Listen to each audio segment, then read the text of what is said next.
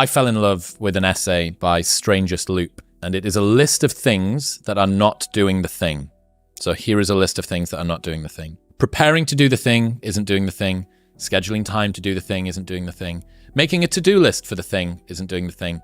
Telling people you're going to do the thing isn't doing the thing. Messaging friends who may or may not be doing the thing isn't doing the thing. Writing a banger tweet about how you're going to do the thing isn't doing the thing. Hating on yourself for not doing the thing isn't doing the thing. Hating on other people who have done the thing isn't doing the thing. Hating on the obstacles in the way of you doing the thing isn't doing the thing. Fantasizing about all of the adoration you'll receive once you do the thing isn't doing the thing. Reading about how to do the thing isn't doing the thing. Reading about how other people did the thing isn't doing the thing. Reading this essay isn't doing the thing. The only thing that is doing the thing is doing the thing. And I love this insight that you can dress it up however you want. The work just needs doing. And you can fluff it and you can change it and you can talk about compounding. But ultimately it comes down to sitting at the desk and answering the email, opening the Word document, recording the podcast. And one of the things that I've found is a really great hack for me, I would have no success as a YouTuber that I've had being a podcaster because I work well when I have someone else in front of me. Like, I would clean my room at home if mum came and sat and like just watch or talk to me, right? Because I just didn't want to fucking do something that sucked on my own. Being a YouTuber and staring down the lens, hi guys, welcome back to the channel. Today we're going to fucking do whatever we're going to do. I really, really struggle with that. Sitting down with someone else in front of me, that makes it easy. So there are ways that doing the thing can become more easy, but ultimately the work just needs doing. Really highlights the discipline equation, but it also, all of those things in that essay really pointed at procrastination, and there was hints of trying to realign one's cognitive dissonance by announcing to the world that you are something that, you know, is not consistent with your actions. But one of the things that I really got from that was people think we're motivated by pleasure. And when I sat with Nir Eyal, who wrote the book on distraction and procrastination and why people do it, one of the really key messages I took away was that we're actually motivated by the avoidance of discomfort. And like, so I quizzed him on it. I was like, really? Okay, so sex. He goes, yeah, horniness is a form of discomfort. So you're motivated to relieve yourself of the horniness. And if you look at any aspect of your life, when you're procrastinating cleaning the house, or you're procrastinating doing the essay, so you end up cleaning the house, it's because that's the path of less discomfort. We're motivated by the avoidance of discomfort. This is really useful because if you want to understand why you're procrastinating in some area of your life, the most important question is heightening your self-awareness on the thing that's causing the discomfort. Because in most areas where we procrastinate, we have no idea.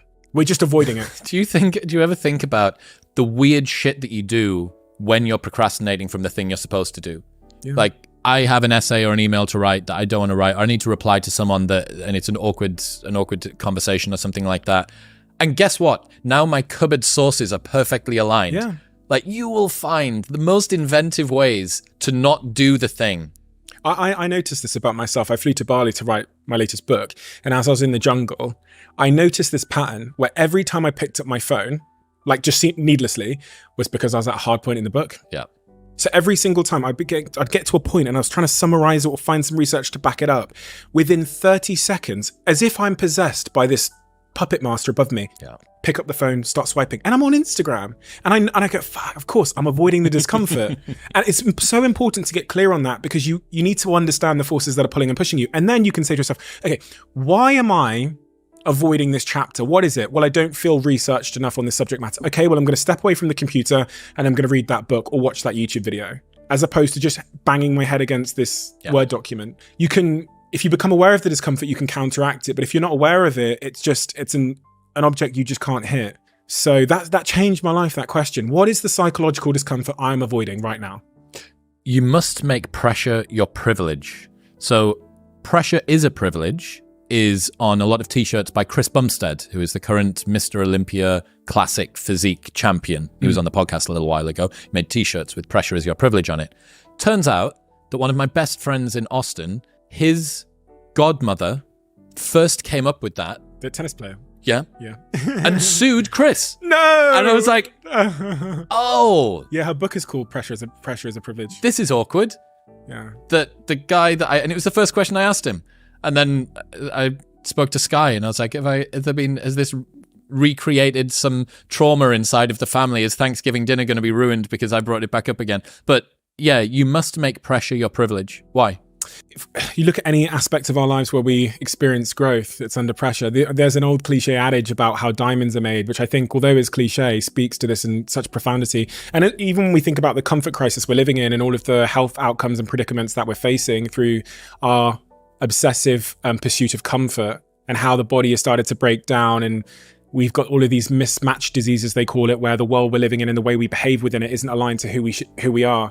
It's the avoidance of pressure. And it goes back to what you said earlier about avoiding that difficult conversation or that difficult piece of work.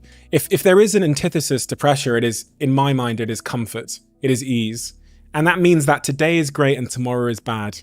And anyone that has the foresight to move that discomfort and that pressure into the current moment yields much greater returns in terms of happiness and health in the long term. And in the book, I go through tons of examples from health, from sports to Everest climbers who understand, and that famous tennis player who was the best in the world, and I still think she is the best female tennis player in the world.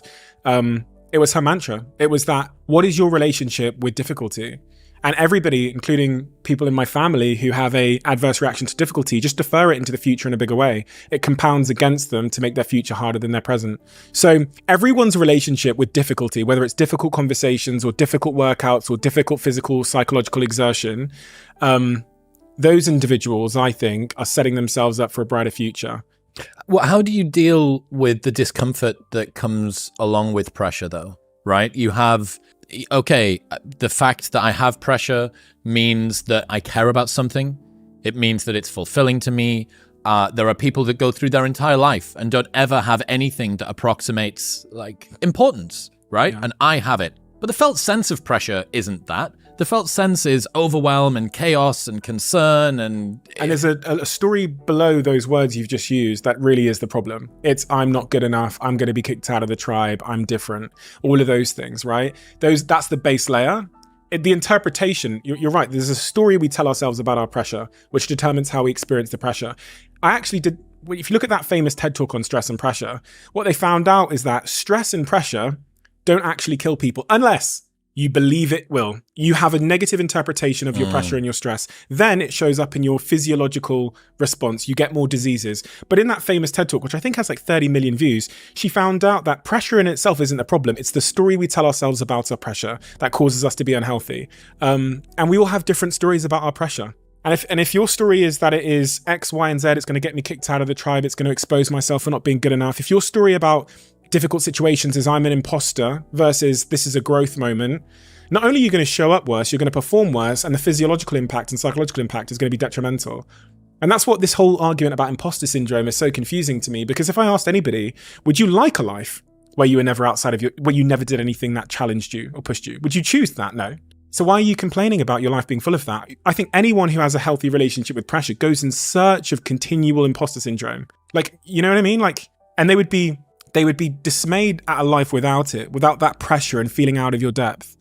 Well, the presumption would be that you're never doing anything you haven't done before, right? There are people that have imposter syndrome, which I call imposter adaptation, which is your imposter syndrome persists despite the fact that you've disproven it at this very thing. It would be like every single time that you did a podcast, you being adamant it was going to be terrible and you were going to fluff your words and shit yourself and say something racist, right? It would be like, everything's going to go wrong, despite the fact that you've got 300, 400 fucking bits of proof that that's not the case. Mm-hmm.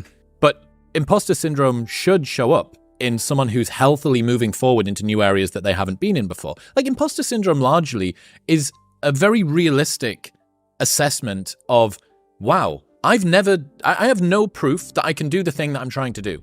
Like, what did you expect? Do you have blind faith? And over time, what you end up with, what really good, robust confidence is when analogous situations start to bleed into other ones. You spent a lot of time during Social Chain doing onstage speaking, which presumably gave you even just a tiny little bit of a base that, podcasting's kind of not a million miles away from being on stage, and being on YouTube's not a million miles away from being on stage. Okay, so it starts to sort of bleed into these other things. And that's when it's really cool. And that's when you get real compounding of confidence. Confidence, right? Evidence. Yes. It's what we said earlier.